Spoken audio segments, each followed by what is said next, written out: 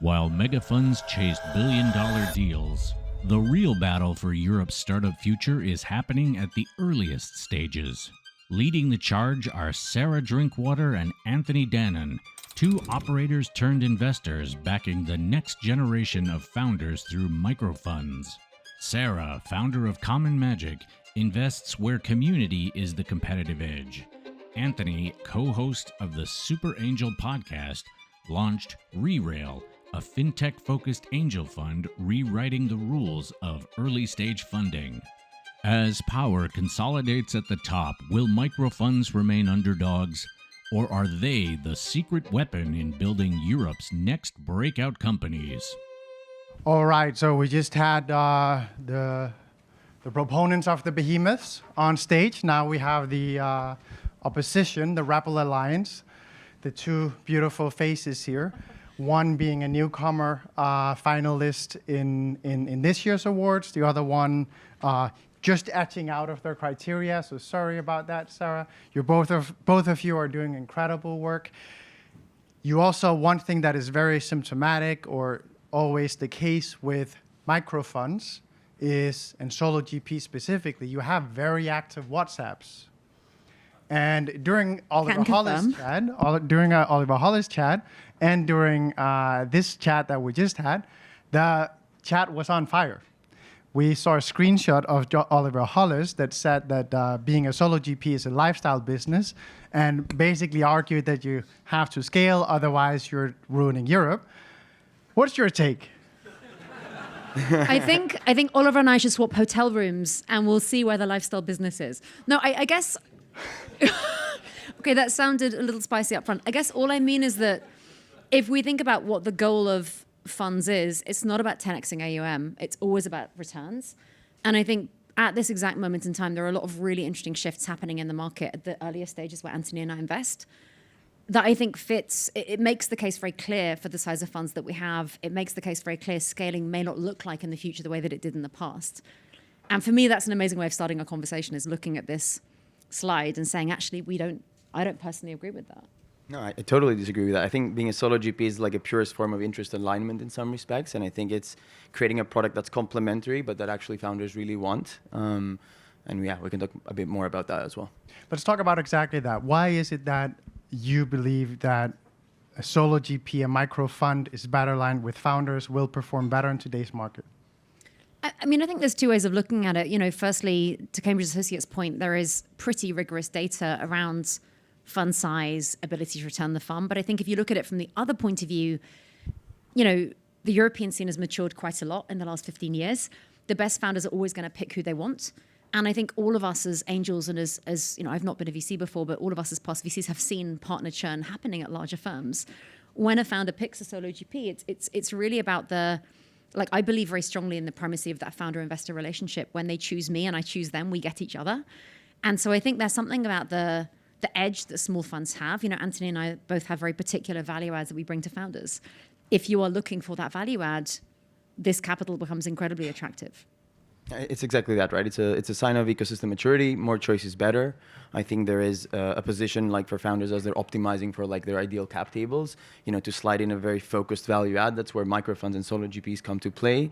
I think also see this personal, which you touched upon. We're seeing more and more bloated funds. I think increasingly founders don't experience that from a lot of them. And I think the purest form of like that is being a microfund or a solo GP fund. You know, it's like you're fast, you're nimble, you're as personal as it gets, right? So. I know that oftentimes the argument is also that you have a clearer thesis, you have a clearer specialization.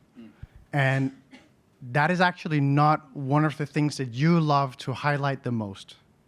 Can you tell us why? Yeah, I mean, a lot of people say like, Anthony's the fintech guy. Absolutely not. So for sure, I think, like for me at least, I think when you're playing at pre-seed seed is not about a narrow sector focus at all. I think it's about the people. It's about kind of focusing and finding the best entrepreneurs starting something new.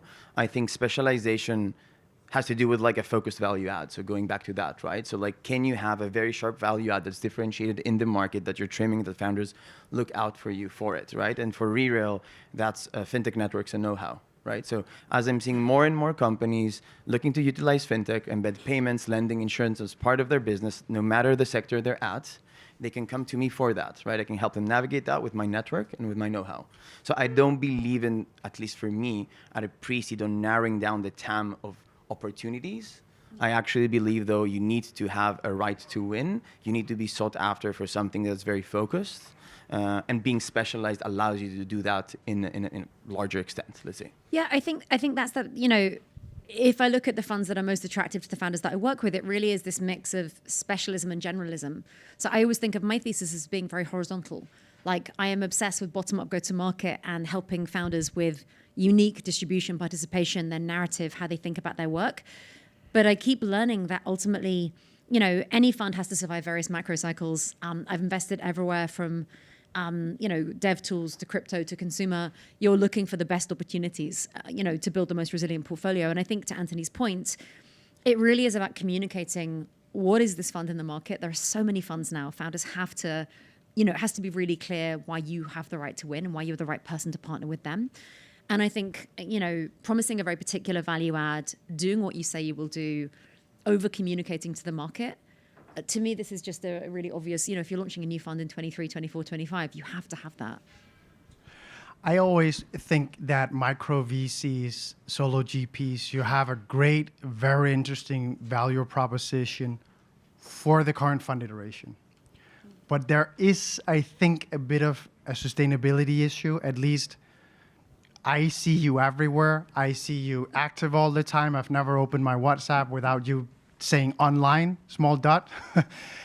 How can you make this work? How can an LP, how can a founder trust that just as soon as you made a bit of money, you've made a brand, you're either on to the next thing or you'll scale, you'll move away from the model? Because who the fuck wants to travel the world constantly when also trying to build a family?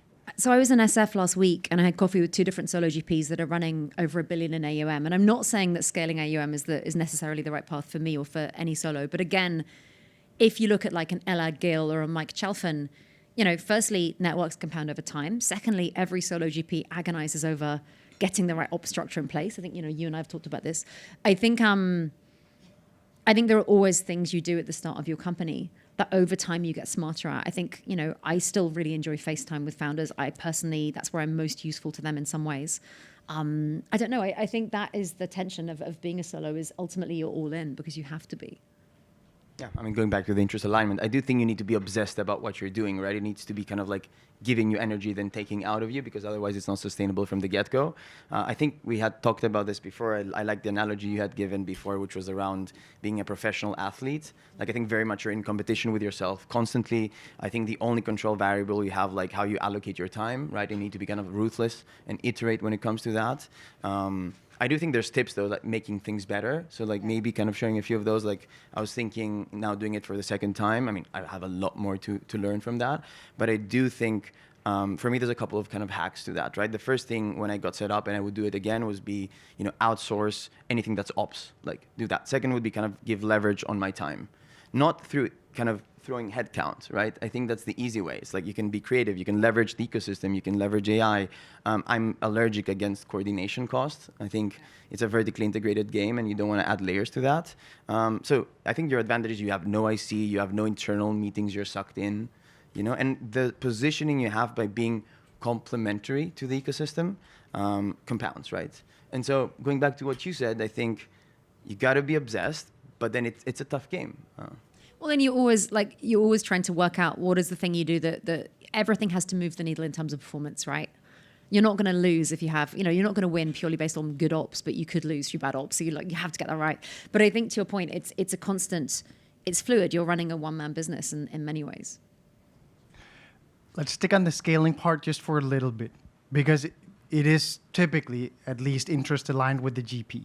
So tell me, what are the levers that you can pull when it comes to scaling as a solo GP? Yeah, there's many levers. I would say AUM is the last one I would pull. I think AUM does not scale very well. I think beyond a certain point, you have to start leading, and that changes the game. You make massively, right? It should be a very conscious choice. I think, it was talked about before. I think if that's your aspiration, there's ways going there, but that wouldn't be my preference. In contrast, I think if I think about myself, for example, right?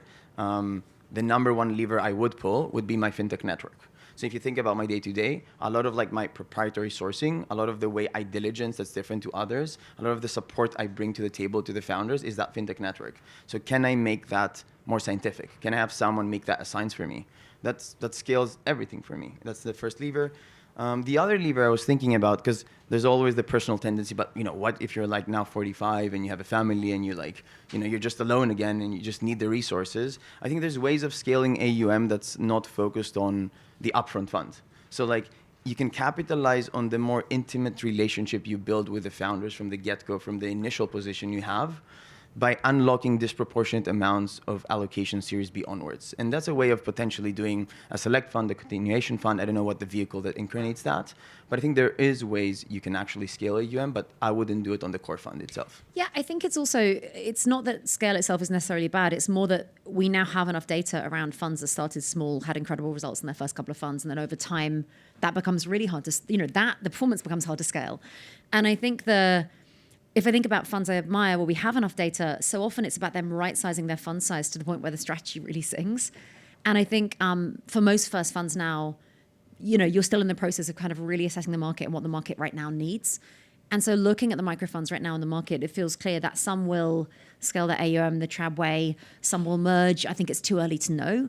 I certainly have a very strong point of view around where, I don't want to scale the AUM dramatically. I really want to focus on mastery in this very particular domain, because it feels to me that that's where I can uniquely add value over the long term. But again, you always have to, when you're launching a new fund, and I don't love the term franchise personally. It feels to me a bit like Burger King, and that is not appealing as a GP or as a founder. Burger King, yeah. And I think the work is always like, how do you win with the next fund? How do you keep performance where you want it to be?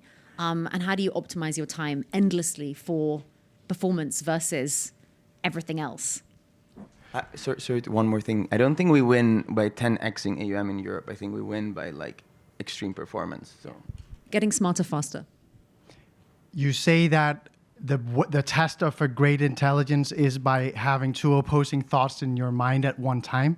We didn't manage to have that in one panel. We managed to have it two by two next to each other. I hope you will have the intelligence to connect the dots between these two opposing views. Thank you so much. Before you go, I just want to give a massive shout out to the partners who made the EUVC Summit and Awards possible. So please do not tune out. We're partnered with these firms because they're great people with offerings that we know from our friends in the ecosystem are truly world-class. First up, I want to give a big thanks to HSBC Innovation Banking. They helped us incept the awards in the very beginning, and truly, they are the leading bank for anyone in European venture. There's a reason why everyone knows them. Google Cloud, they were our venue, hosted the summit. What a team, what a big effort they put on to help us. We're hugely grateful. Make sure to reach out to Arabella or Oksana at the Google Cloud team to hear how they can help you as well as your portfolio. Massive credits goes to them. Ace Alternatives, we have so many friends in the Berlin ecosystem partnered with these guys. Just the best fund ops team around. And as with any good restaurant, where the locals are is also where you get the best service. And now they're expanding across Europe, so they're definitely someone to talk to. Haynes Boone, they're longtime partners of ours in both our own legal work. They're great supporters of us here at EUVC, and I definitely think that they are one of the go-to legal teams to have in your corner. CW Communications, our dear friends who helped us secure CNBC, Bloomberg, Financial Times, and many more for the summit. It's a joy working with Dan and Kathy and the team. Fundcraft, digital native, full suite, Lux headquartered, and a great partner as you grow your firm out of Luxembourg. Definitely a fund admin to consider in your stack.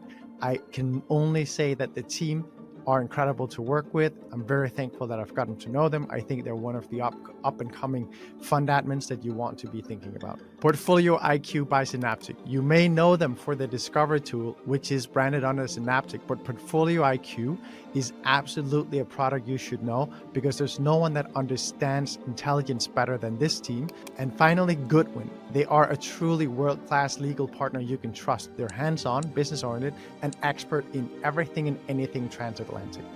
So those were our partners for the summit and awards. I know this might have been a bit long and boring, but really, if you have these guys on your side, I don't think your firm could be in any better hands. And also, they're helping us do what we're doing every day for you.